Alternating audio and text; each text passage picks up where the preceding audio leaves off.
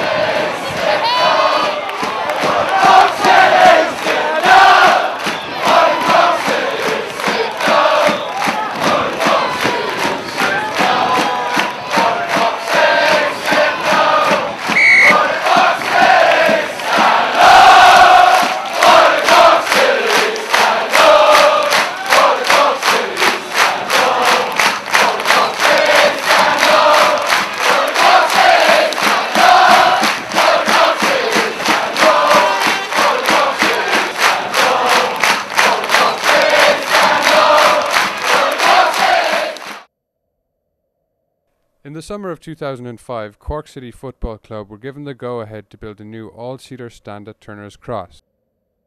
This move signalled the end for the last terrace section in the ground, the shed. When I hear those two words, the shed, the first thing that comes to mind is noise, loads of noise, metallic noise, like the racket you'd hear at the bottom of a bucket, that's what it sounds. I have never encountered such a building in any sports ground that one could identify with, like the shed in Turner's Cross. The shed has been massive down through the years. It's the first thing you see, like it's the first thing you look at, when you're running around to the pitch, you look to the right, see if the shed is in good form or what. The shed was very important. It forms the opinions of a huge amount of supporters.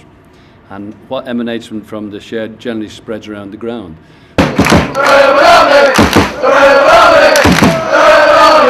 All it is a bit of a roof and a bit of a back wall, but when the people are in it, it comes alive.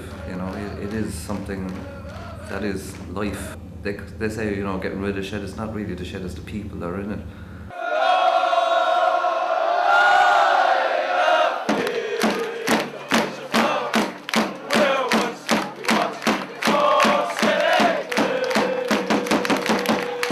The thing with the shed, I suppose, the main thing for me is, like, he followed Celtic, I followed Cork Hibs, but the lodge, you never had one place where kind of all the kids hung out, near the cross at the time, and then when we went out to Bishopstown, it was the same problem. So it was very much a city divided then. You had Hibs supporters who were predominantly north side, you had Celtic supporters who were predominantly south side, and never the two shall meet until the shed was built, Cork City was invented, and then all of a sudden we were two tribes united under one green metallic roof.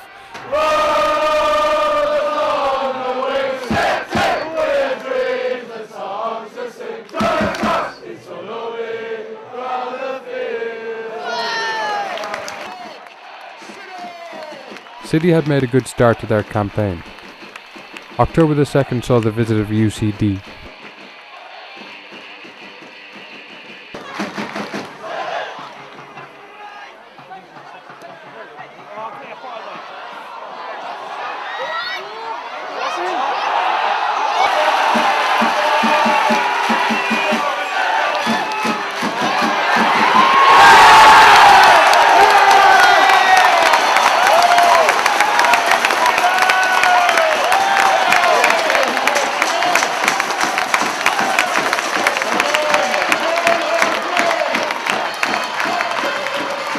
City's win on the night moved them to the top of the Aircom Premier Division.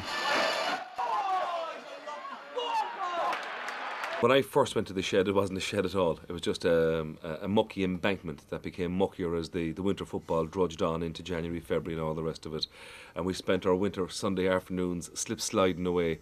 The first day they built it, there was still mud on the floor, it wasn't stepped, and there was none of this. And it was just like, I think there was a couple of lads up the back, and I kind of recognised them from, being down the city end at the GA matches, and they just started chanting. I'd say there was about 5 of them, and suddenly people were going, oh, that seems to be the place to kind of go and have a laugh.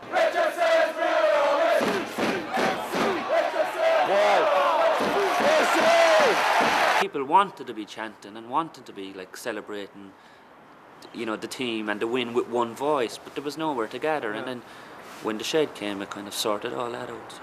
Recently I described it as the Hill 16 of Cork, you know, a place where particularly young people, indeed the not so young also, come together to support the team and to sing and enjoy the occasion. And I think it was a marvellous place for people to assemble, you know, where will I meet you? I'll meet you at the shed in Terraces. 451 football fanzine, only €1. 451 Cork City football fanzine, only €1. But the shed, although maybe not very well known beyond the confines of this city, is a very, very, very strong part of the subculture. It has its own publications, it has its own language, it has its own gestures. And to my mind, the shed, that's what it is. It's a very, very, very strong subculture within the greater culture of Cork. Commandos 84 was set up by fans to create a better atmosphere at the ground. We've got a body of about 6 of us together really who do most of the articles, and then we rely on the fans to send in articles as well, you know what I mean? So basically it's a voice for the fans, like. So if fans don't contribute, like, you know what I mean, we're in trouble basically, you know what I mean, and we have to do more work, like, you know, and we do it for the love of the club, like, you know what I mean, we don't get paid anything for it, like, you know what I mean, all the money we make goes straight back into flags and whatever, you know what I mean, so it's cheers. Some people would say he's making up for something else. That's the job.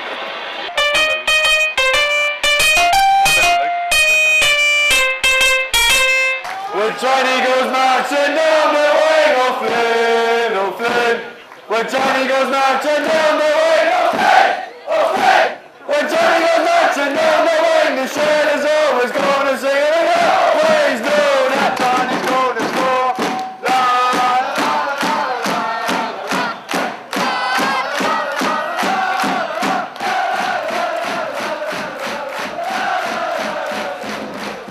When O'Flynn sticks one in or O'Callaghan, it's just, you know, for 10 seconds, you know, it's like it's a blank. I don't know, should I seek medical attention or not?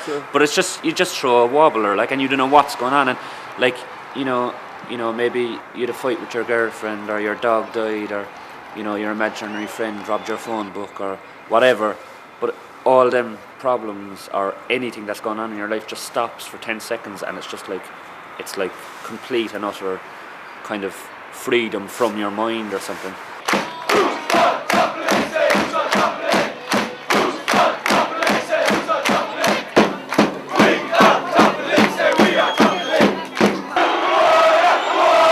October 31st saw the return of Dan Connor to the cross, never a shed favourite.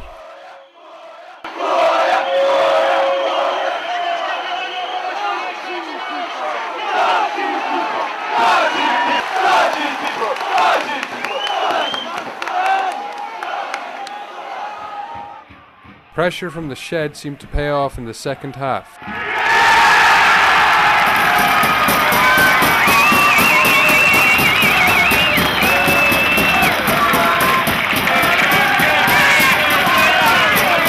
You know, I think every player loved the shed.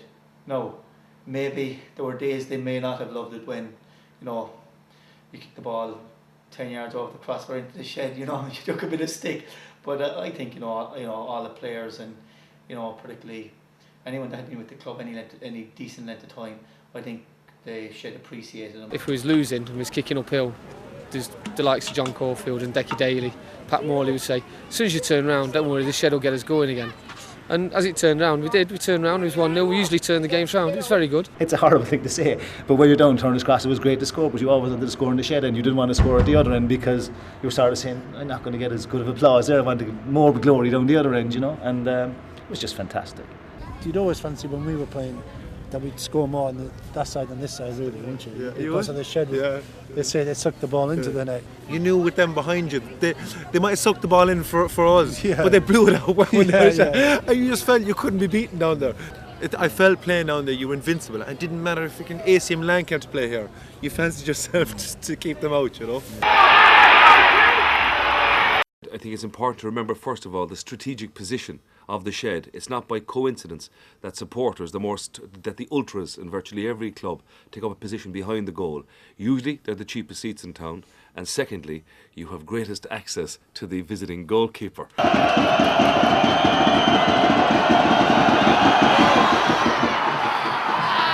I remember on one occasion when Digger O'Brien arrived in Turner's Cross, the smallest goalkeeper in the league, I believe, although the man is 5'10". The Shed broke into a chant of "Are you small or far away?" And I got a chuckle out of that one. But Digger O'Brien, who's a tremendous character, as most goalkeepers are, funnily enough, did a backflip and a somersault and arrived like this into the goal mouth, and the Shed just burst into applause.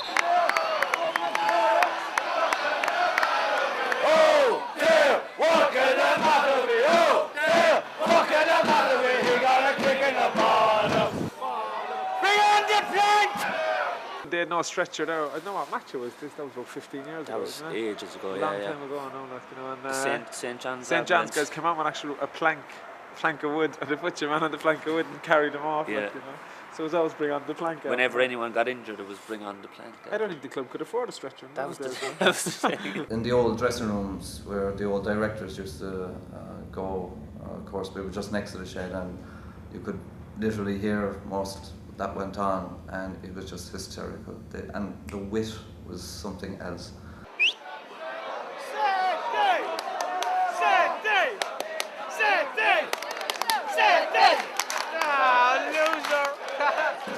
I remember when Cork City, if I remember correctly, were playing Shamrock Rovers in the final game of the season. This fella emerges from the back row of the Shed, and he parades down the steps of the Shed until he gets about level with the goalkeeper. And at that point, he raises his two hands and he shouts, "Noali!" And with that, of course, everybody in the Shed went silent.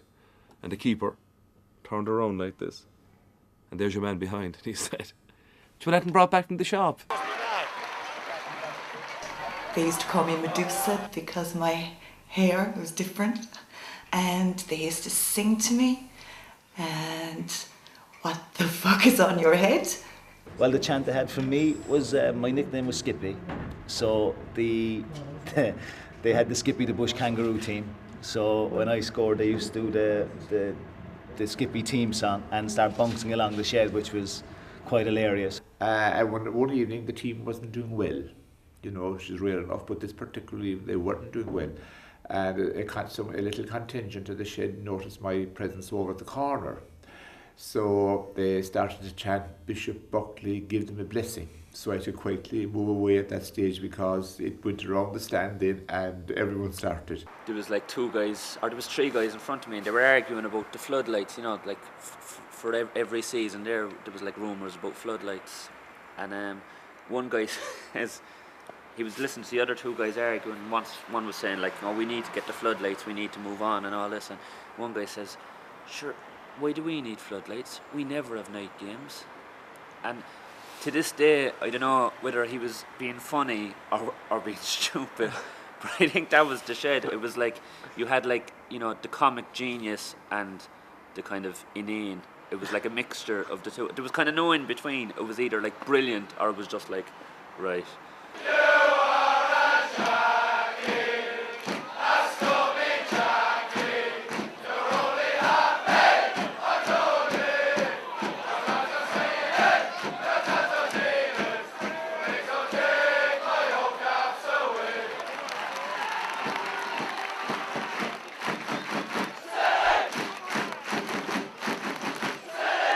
City created chance after chance in the first half.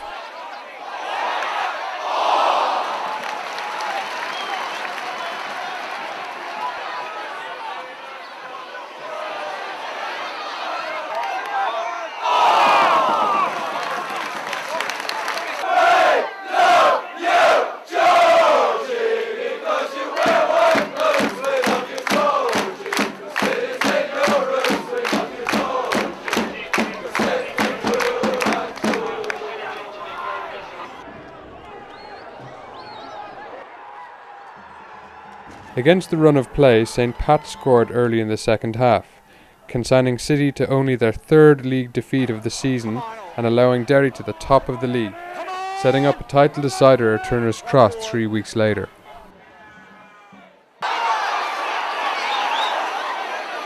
Over the years, the shed has had breakaway factions. One of these is the Corner Boys.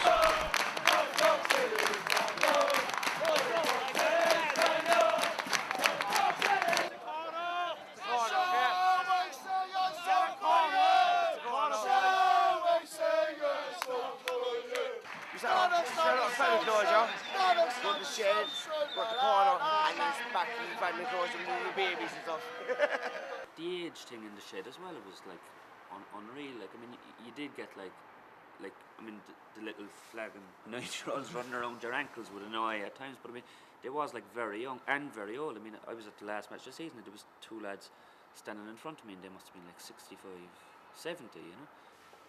You know, there'd be people who'd look as if they'd be kind of more at home over in Musgrave Park, and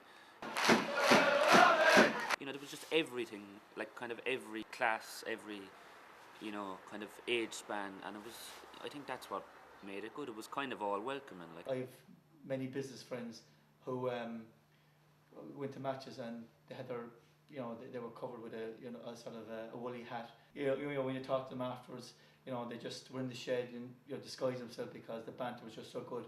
But obviously they couldn't be seen, you know, they couldn't be seen to be going in there or coming out of the place because it wasn't the place to be. They should have been in the main stand. So.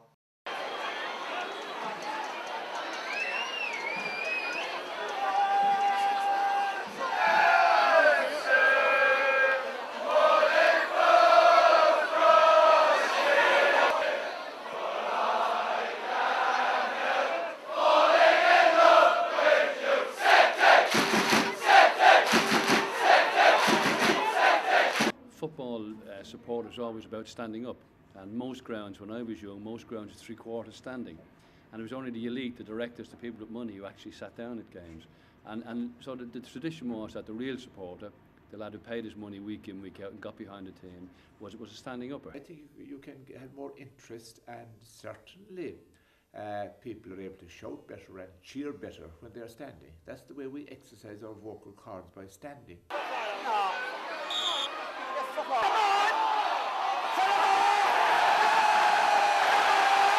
definitely for me anyway. Yeah, I think you're nervous, you know, you can shuffle and walk around. I find it very hard to sit, even though I'm going to have to get used to it, like, because, as I was saying earlier, the knees aren't the best days. It's like that last game. It's not natural to sit. Yeah. It's very hard to get sweets out of your pockets when you're sitting down as well, like, you know. When you're standing up, it's a lot easier now.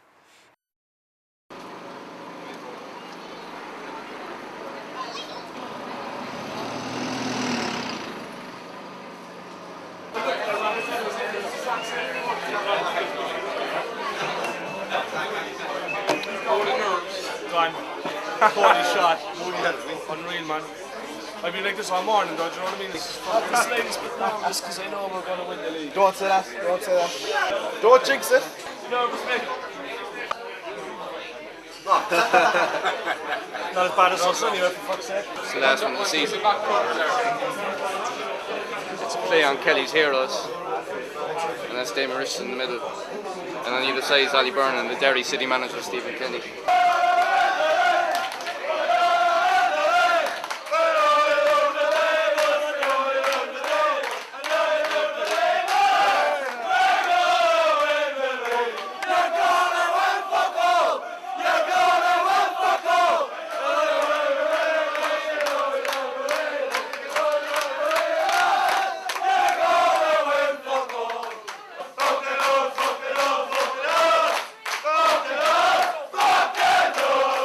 That we spent there, like, you know what I mean, side by side, like, you know what I mean, through all the emotions, wins, losses, heartbreaks, fucking tears of joy, whatever, you know.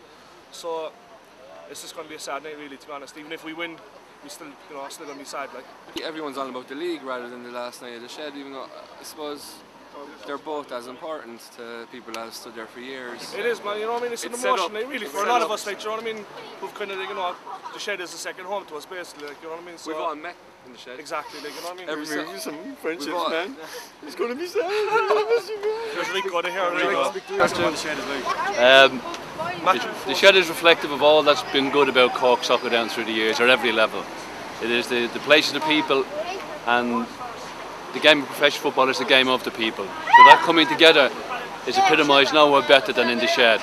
But the people who love the game, the people who play the game, come together through the vehicle of the shed, and it's been the sort of the base of everything that Cork Soccer's been over the last few years.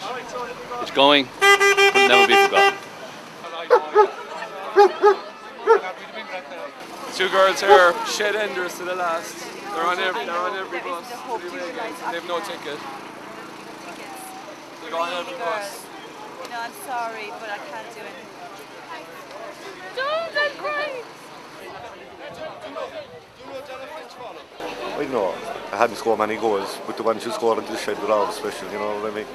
And John Creedon had a thing in it after getting on the paper this morning, you know, the call in the shed, and I read it and it brought a bit of a tear to me eye, you know.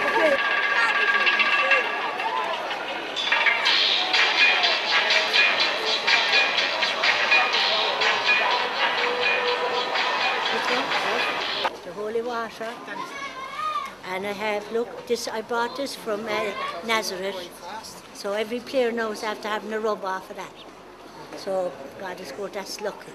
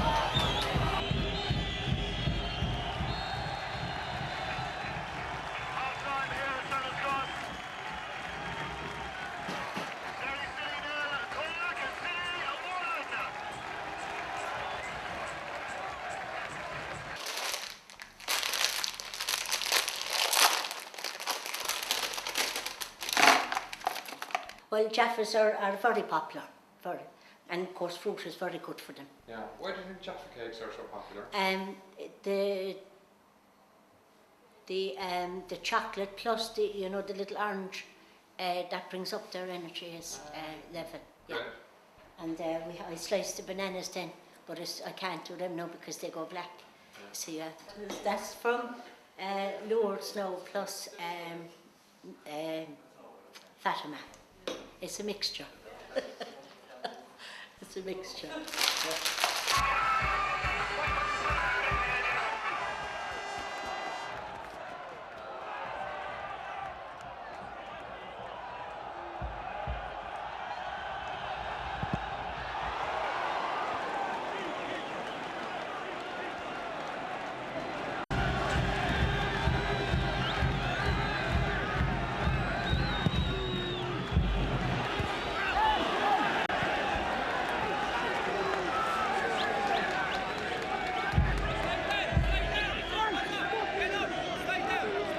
Donkey is coming to this because it's a cultural thing. All donkeys should come to a shed, life is a barrel of laughs. Some people don't find me funny, I don't find some people funny. Bertie Hound, these are the real people. These behind me, do you hear that? That's a roar! That runs through my blood! Not like Bertie and he's sitting inside his plush limousine. Nah. They are real people. Honest to goodness, real people.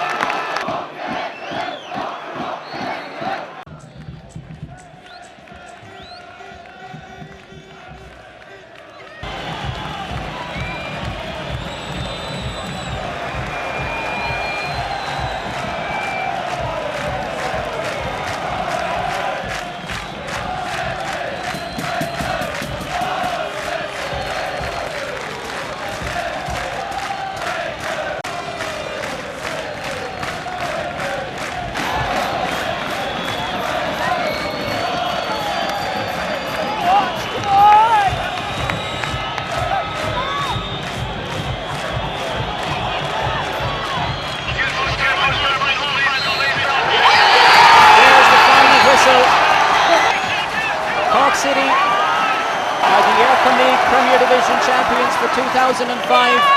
They've beaten Derry City here tonight. Damien Richardson is happy man here.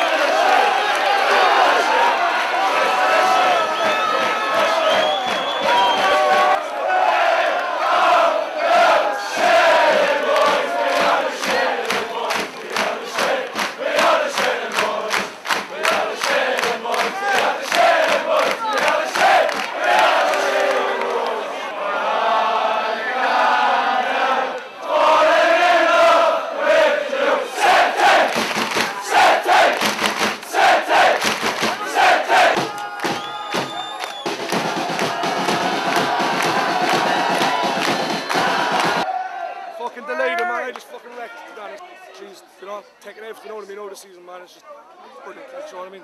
We don't know what to do now, like.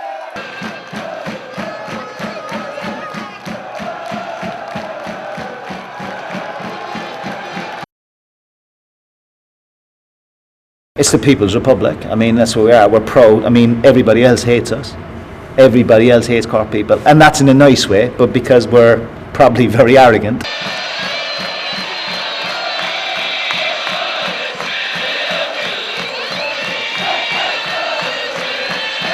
The Shed is an amazing place, like, but it's the people that make it. You know, the Shed is quiet 6 out of 7 nights of the week. You know, because the Shed people aren't in it. Like, it was electric there at times, and it was the centre of Turner's Cross. These places, they just have magic. I mean, look at this now. It's like it's nothing, and it's like, you know, it's off to one side. You know, like if you're interested in symmetry, it's a nightmare. But you know, it makes no sense why there was magic here, and it was the same with places with like Sir Henry's. Like it was a dump, but still it was the best venue in the world. And you know, when these places go, they are irreplaceable. I've been on the good end, I've been on the middle end, and I've been on the bad end. But I've loved every minute of it. And in the morning, nothing would give me greater pleasure than walking out there and scoring again if I could in front of them, and just running to them, because it's the first thing you instantly want to do.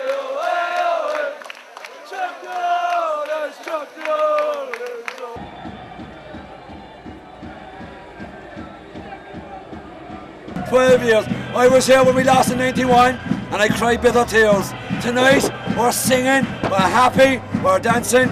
Look, so is my daughter, look, and so is my son. Get in here, look. I was 14 when Celtic won the league in 74. My son Stephen is 14 and Cork City won the league. But the favourite memory on the Shed was definitely when we taught Shamrock Rovers how to play football and we won 3-0.